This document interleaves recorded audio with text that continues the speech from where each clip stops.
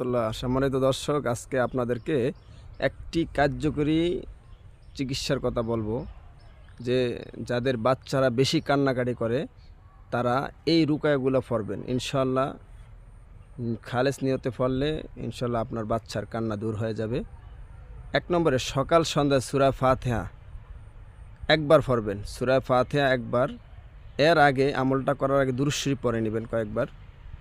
তারপরে সূরা ফাতিহা পড়বেন একবার, তারপর পড়বেন যে আয়াতুল কুরসি 3 বার, মনে রাখবেন আয়াতুল কুরসি 3 বার।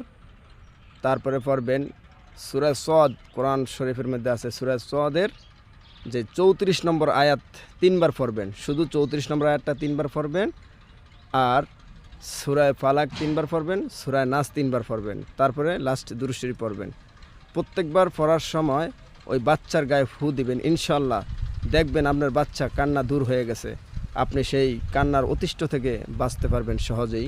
এই আমলটা বেশি বেশি করবেন, ইনশাআল্লাহ আপনার বাচ্চা সব কিছু, শুধু কান্না নয়, বিভিন্ন খারাপি থেকেও, জিন জাদুর খারাপি আসর থেকেও রক্ষা পাবে ইনশাআল্লাহ।